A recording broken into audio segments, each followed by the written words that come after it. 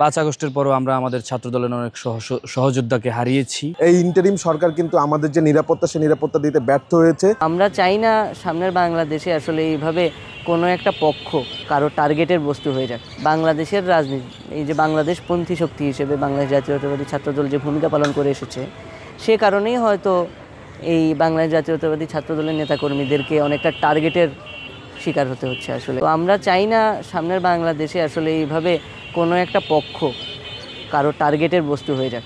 দেখেছি যে বিভিন্ন ক্যাম্পাসে ছাত্রদলের নেতারা হত্যাকাণ্ডের শিকার হয়েছে। আমরা দেখেছি কীভাবে পারভেজকে তার নিজ ক্যাম্পাসে হত্যার শিকার হতে হয়েছে। আমরা দেখেছি যে ঢাকা বিশ্ববিদ্যালয়ের সাম্য কীভাবে হত্যাকাণ্ডের শিকার হয়েছে। সেই হত্যাকাণ্ডের বিচার কিন্তু এখন পর্যন্ত পায়নি। সর্বশেষ আমরা দেখেছি যে জোবায়েদ হত্যাকাণ্ডের শিকার হয়েছে।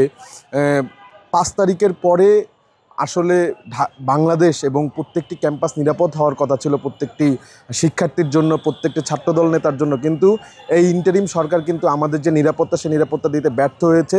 যুক্তরাষ্ট্রের 1 নম্বর জিম চেইন গোল্ড জিম এখন আবারও বাংলাদেশে বসুন্ধরা আবাসিক এলাকা ও বসুন্ধরা সিটি শপিং মলে। 5 আগস্টে স্বৈরাচারী হাসিনা পালিয়ে যাওয়ার পর আমরা ভেবেছি সেই অচলায়তন থেকে আমরা হয়তো মুক্তি পাবো, কিন্তু আমরা দেখতে পেলাম 5 আগস্টের পরও আমরা আমাদের ছাত্রদলের অনেক সহযোদ্ধাকে হারিয়েছি। তাদের রক্তে রঞ্জিত হয়েছে রাজপথ। দুর্বৃত্তরা তাদেরকে হত্যা করেছে, পালিয়ে গিয়েছে, যেটা আমাদের হৃদয়কে ভেঙে চুরমার করে দিয়েছে। এবং পাশাপাশি যেটা বাংলাদেশের যেই আইনশৃঙ্খলা পরিস্থিতি, সেটার যেই চিত্র, সেটা আমাদের সামনে তুলে ধরছে।